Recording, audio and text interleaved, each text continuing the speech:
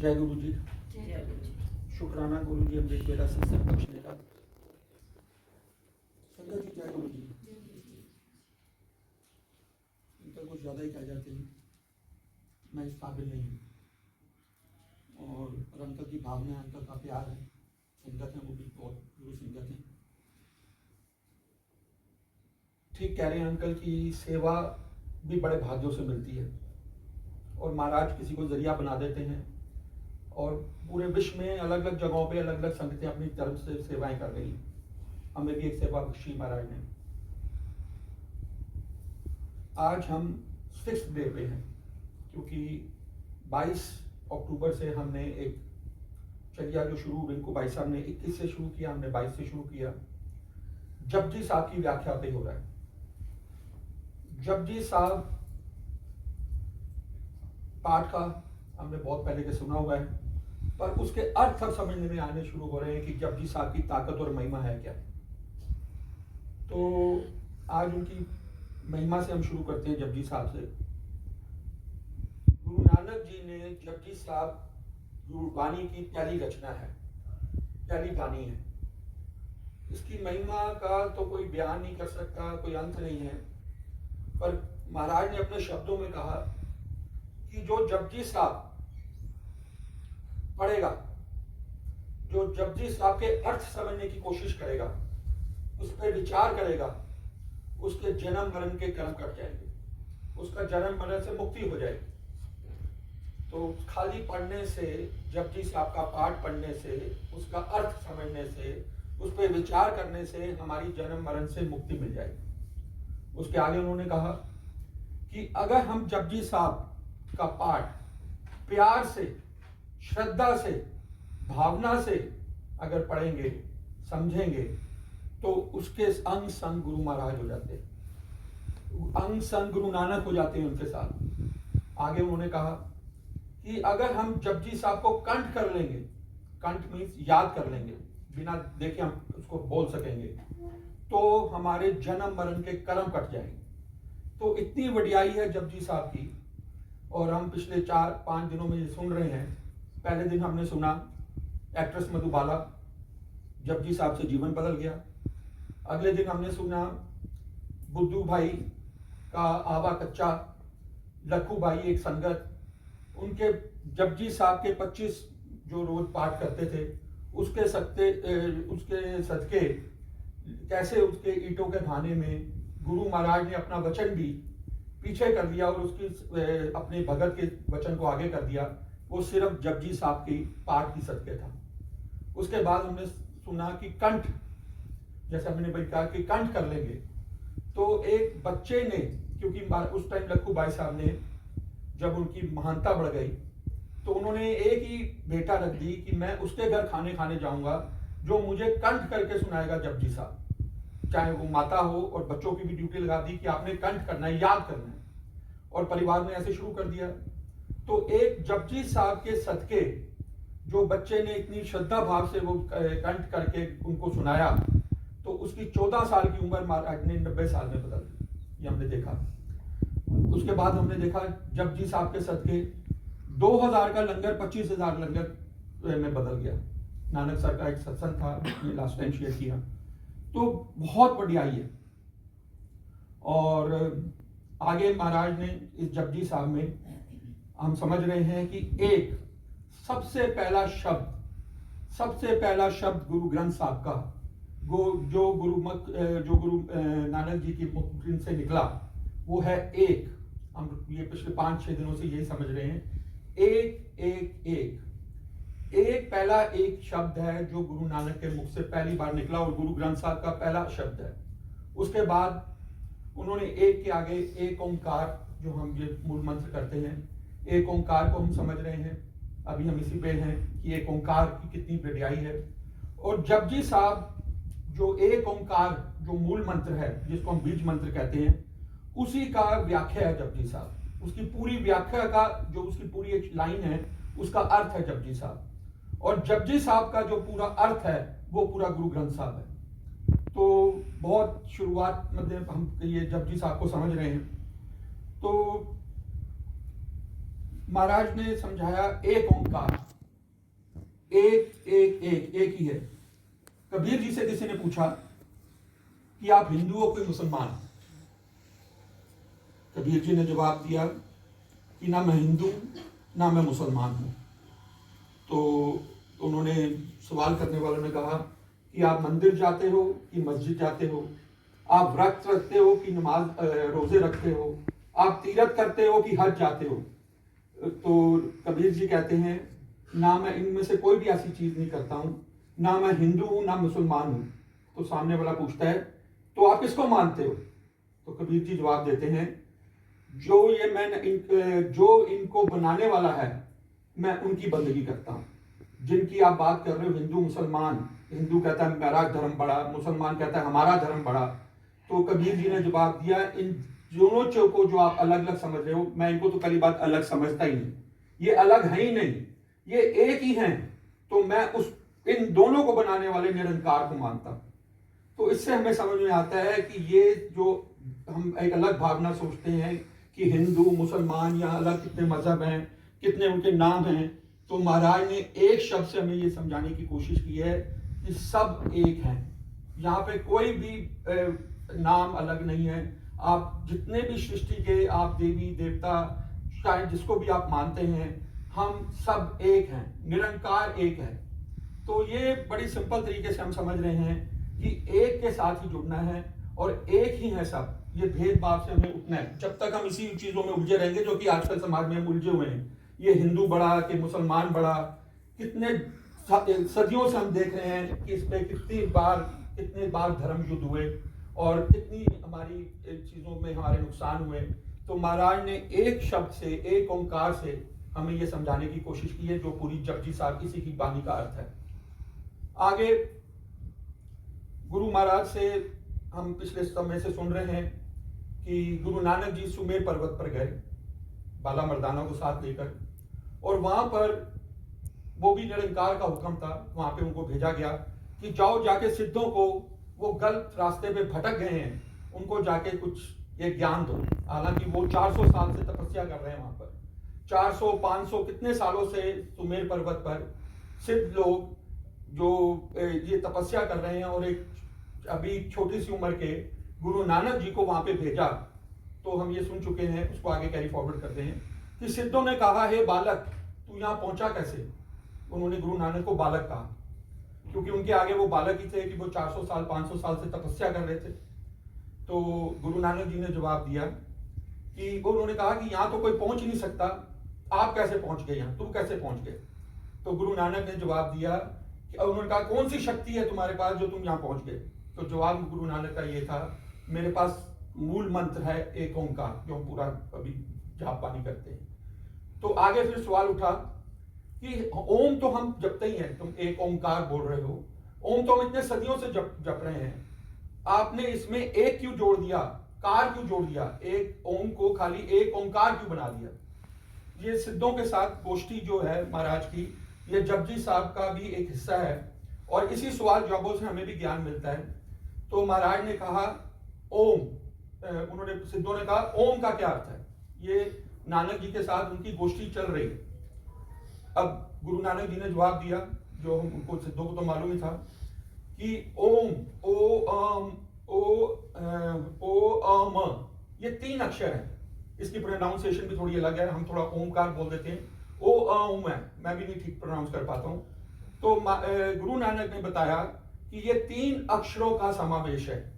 3 अक्षरों में उन्होंने बताया, जो पहला अक्षर अकार, ब्रह्मा जी, उसको उन्होंने वाचक को बताया कि ब्रह्मा, उसके बाद ओम, उसके बाद उन्होंने कहा ये विष्णु का वाचक है, उसके बाद महेश, शिव जी का वाचक है। तो ये ओम शब्द का अर्थ जो है ये ब्रह्मा विष्णु महेश, क्योंकि पहला जो उच्चारण शास्त्रों के हिसाब से हुआ था जब धरती बनी थी, तो ओम ध्वनि से ही ये धरती का विस्फोट जैसे कहते हैं, जो कुछ साइंसेस बता रही हैं, तो पहला यही शब्द ध्वनि गूंजी गई थी। और उसके आगे फिर उनका जो सवाल था कि एक क्यों लगा दिया और कार क्यों लगा दिया, तब उन्होंने उनको समझाया कि वो तो 400-500 साल से तपस्या कर रहे थे, भटके हुए थे, कि ओम के आगे उन्होंने समझाने की कि यहाँ ये सब एक है, निरंकार एक है। उन्होंने कहा कि नानक ने उनसे कहा कि जो हम ये देखते हैं कि ब्रह्मा विष्णु जी समाधि में बैठे हैं, शिव जी समाधि में बैठे हैं, ये किसका सिमरन कर रहे हैं? आपने तो बोल दिया कि ओम से ही सब कुछ उत्पत्ति हुआ। तो उन्होंने खुद कहा, सिद्धों ने, ये निरंकार की समाधि में लीन है। तो उन्होंने कहा, आपने खुद ही जवाब दे दिया कि निरंकार, कि इनके ऊपर भी एक शक्ति है, एक निरंकार है। तो मैंने जो इनके आगे जो कार जोड़ा है वो निरंकार का ही वाचक है। तो एक ओंकार। तो यहाँ पर इसका शब्द का उन्होंने मतलब समझाया हमें कि एक ओंकार। कार का उन्होंने इसके साथ में आसान भाषा में समझाया। कार मीन्स आकार, मतलब आकार मतलब है कि लाइन खींचना। मतलब जब हम आकार बनाते हैं किसी चीज का, तो ये एक ऐसा आकार है जो जिसका कोई अंत नहीं है। कितनी भी लंबी लाइन खींच सकते हो, लंबी कितनी ले जा सकते हो लाइन को। तो ये एक ओंकार महाराज ने जो पूरे समझ लीजिए कि बहुत एक शब्दों में इस चीजों को समेट दिया कि एक ओंकार की कितनी मानता है। ये हम इतने दिनों से सुन रहे हैं। और आगे फिर ऐसी गोष्ठी सिद्धों के साथ गुरु नानक जी की अभी आगे भी चलेगी। बहुत सवाल जवाब पूछ रहे हैं वो, और गुरु नानक जी उनको जवाब दे रहे हैं। और उन जवाबों के माध्यम से, जपजी साहब के माध्यम से, हम लोगों को थोड़ा समझ में आ रहा है कि एक ओंकार की कितनी ताकत है, बहुत महिमा है। तो ये तो आज का ये रहा। और इसके साथ साथ अब बात आती है साखी की। बहुत ही सुंदर साखी है आज की। गुरु गोविंद सिंह जी के टाइम की साखी है। गुरु गोविंद सिंह जी का दरबार लगा हुआ है, जैसे लगता था रूटीन में। संगतें बैठी हैं, गुरु गोविंद सिंह जी विराजमान है अपनी गद्दी पर। तो उन्होंने एक संतों को एक अरदास के रूप में बोला कि मुझे कोई ये मूल मंत्र जपजी साहब का शुद्ध उच्चारण से जो पाठ सुनाएगा आज, तो मैं उसको जो मांगोगे दे दूंगा। अब संगतें बैठी हैं कि भाई जब उनके वचन निकले हैं गुरु गोविंद सिंह जी के कि जो मुझे जपजी साहब का शुद्ध उच्चारण के साथ आज पाठ सुनाएगा, दिल से भावना से जो मांगेगा मैं उसको दे दूंगा। सृष्टि का मालिक बोल रहे हैं। अब संगतें चुप। बहुत बड़ी बात है, महाराज ने इतनी बड़ी बात कह दी, शुद्ध उच्चारण। उनको सबको मालूम था कि हम शायद शुद्ध उच्चारण कर सकते हैं, पर महाराज के आगे बोलना, संगतों के आगे बोलना, ये बहुत बड़ी हिम्मत की बात थी। एक ही संगत उठी, उसका नाम बताया जा रहा है गोपाला। उन्होंने अरदास लगाई महाराज के आगे, महाराज मैं भी कुछ बोलने की ताकत नहीं रखता हूं, अगर आपका आशीर्वाद रहा तो मैं कोशिश करता हूं कि मैं शुद्ध, उसने हिम्मत की कि मैं कोशिश करता हूं कि शुद्ध उच्चारण से जपजी साहब का पाठ करता हूं। महाराज ने कहा शुरू हो जाओ। उन्होंने पाठ करना शुरू कर दिया गोपाला ने। और जिस भावना से, जिस प्यार से, देखिए हम पीछे भी हमने समझा है कि जपजी साहब पढ़ना, सुनना, बोलना, कंठ करना खाली वो नहीं होगा, उसके साथ हमें प्यार भी जोड़ना है, भावना भी जोड़नी है, श्रद्धा भी जोड़नी है। जब तक हम श्रद्धा भावना से नहीं करेंगे, उसका वो हमें उस जो प्राप्ति है वो नहीं होगी। हम लोग क्या करते हैं, जपजी साहब पढ़ लिया, सुन लिया, हो गया काम, नहीं होगा। हमें पूरी श्रद्धा से पढ़ना है, चाहे उसमें 1 घंटे लगे, 2 घंटे लगे, पर हमारे पास टाइम भी नहीं होता। पर जो हम कर रहे हैं वही बहुत शुक्राना है, जो महाराज करवा रहे हैं वो भी बहुत शुक्राना है। तो उन्होंने पाठ करना शुरू कर दिया जपजी साहब का, बड़ी शुद्धता से, बड़ी भावना थी। गुरु गोविंद सिंह जी सुन रहे हैं। जैसे जैसे वो पाठ पढ़ते जा रहे हैं गोपाला जी, और गुरु जी गोविंद सिंह जो अपनी गद्दी पे विराजमान है, अब वो सोच में लगे कि इतना शुद्ध पाठ, इतनी भावना, इतना प्यार। तो उनके मन में चलने लग गया कि मैंने बोल दिया है कि इसको बहुत जो मांगेगा मैं दे दूंगा, तो बड़ी से बड़ी चीज दे दूंगा। तो मेरे पास बड़ी से बड़ी चीज, सृष्टि का मालिक ये सोच रहे हैं उस टाइम गद्दी पर बैठकर कि मेरे पास सबसे बड़ी चीज क्या है जो मैं इसको दूंगा जब ये खत्म करेगा पाठ को। तो वो अपना दिमाग लगाने लग गए। ये हमें बताया जा रहा है, ये निरंकार के तरीके हैं बताने के। तो वो सोचने लगे कि मेरे पास इसको ये राज्य दे दूं, उसको वो राज्य दे दूं, ये राज्य बड़ा है। जब सारा दिमाग लगा तो ये भी छोटा लगने लग गया, ये राज्य भी छोटा है जितनी शुद्ध उच्चारणता से बढ़ रहा है। तो उन्होंने कहा मेरे पास सबसे बड़ी चीज क्या है, मेरी अपनी गद्दी, जिसपे महाराज जो गद्दी आप समझ सकते हैं, गुरु गोविंद सिंह जी गद्दी। तो उन्होंने कहा ठीक है। जैसे जैसे वो पाठ पढ़ता जा रहा है तो महाराज ने मन बना लिया कि जैसे ये खत्म करेगा मैं अपनी गुरु गद्दी इसको दे दूंगा। मतलब इतनी बड़ी चीज, सृष्टि के मालिक की गुरु गद्दी, एक शुद्ध उच्चारण के जपजी पाठ से महाराज के मन में ये चलना शुरू हो गया। और महाराज ने जैसे जैसे पाठ समाप्ति पे आने लगा, महाराज ने अपनी गद्दी से आस्ता आस्ता सरकना शुरू कर दिया। अब गोपाला जी का भी लास्ट समाप्ति पे था। अब गोपाला ने ये देखा कि गुरु महाराज तो शायद जाने की तैयारी कर रहे हैं और मेरा तो अभी पाठ चल रहा है और मैंने तो इनसे मांगना है, अभी इन्होंने मेरे को देना है और ये तो चले गए अगर गद्दी छोड़कर, तो मैं मांगूंगा कब और मुझे देगा कब, या मुझे देंगे कब। तो गुरु महाराज ने सरकना शुरू कर दिया और गोपाला के मन में घबराहट शुरू हो गई कि अगर ये चले जाएंगे तो मेरी तो जो इन्होंने वचन बोले हैं कैसे पूरे होंगे। खैर लीला निरंकार सब जानते हैं कि गोपाला के मन में क्या चल रहा है। तो पाठ की समाप्ति हुई, फिर महाराज सरक के वापस अपनी गद्दी पे आ गए क्योंकि निरंकार से जान लिया कि उसके मन में क्या चल रहा है। अब समय आ गया, बहुत आनंद आया सब संगत को, बहुत आनंद आया गुरु गोविंद सिंह जी को। तो अब निरंकार को पता था सब, उन्होंने गोपाला को बुलाया, उन्होंने कहा बताओ आप क्या चाहते हो, इतना सुंदर पाठ सुना दिया, आनंद कर दिया, बोल क्या चाहिए तेरे को। उन्होंने कहा देखिए हम यहाँ पर अब एक चीज पे आके आते हैं, समझेंगे क्योंकि हर चीज एक चीज को रिलेट करती है, मांगो या मानो या मंगो, हमें मांगना ही नहीं आता इसलिए कहते हैं कि मांगो मत। हम जो करते हैं ना हम अपने हिसाब से बना लेते हैं, इसलिए मना किया जाता है कि मांगिए मत, मानिए। पर ठीक है हम ह्यूमन हैं, हम वीक हैं, मांगे बिना रह भी नहीं पाएंगे। तो यहां पर हमें यह समझ आया कि महाराज जहां गद्दी देना चाहते थे सृष्टि के मालिक, वहां पे गोपाला बोलता है कि मुझे आपका वो घोड़ा चाहिए, क्योंकि उसको घोड़े से बड़ा प्यार था, बड़े दिनों से देखता था गुरु गोविंद सिंह जी का घोड़ा, उसमें सोने की वो चीजें लगी होती थी जो भी है, उसकी जो मांग थी वो घोड़े पे थी। और जहां सृष्टि का मालिक उनको गद्दी देने के लिए तैयार थे, पर महाराज जानते थे पहले, उन्होंने कहा ठीक है घोड़ा तेरा हुआ, उन्होंने घोड़ा उसको दे दिया। तो ये हमें चीजें समझाती हैं कि हमें क्या मांगना है। ये कल भी हम डिस्कस कर रहे थे, मांगो मानो ये वाली बातें चलती हैं, हमें मांगना ही नहीं आता।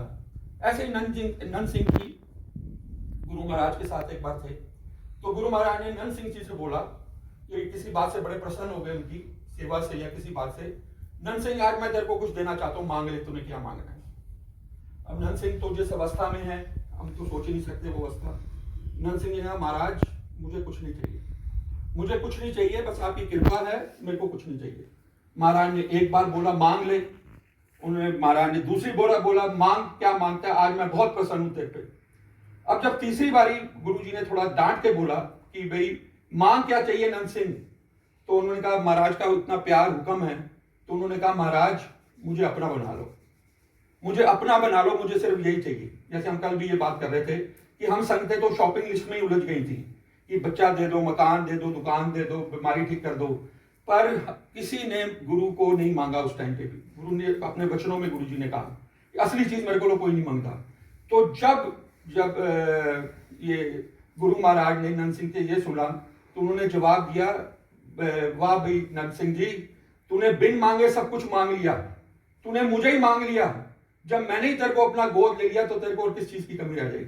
तो ये है अवस्थाएं, ये है वो लेवल्स जब हमारी बनती हैं कि हमने कब क्या मांगना है, तो हमें मांगना ही नहीं आता।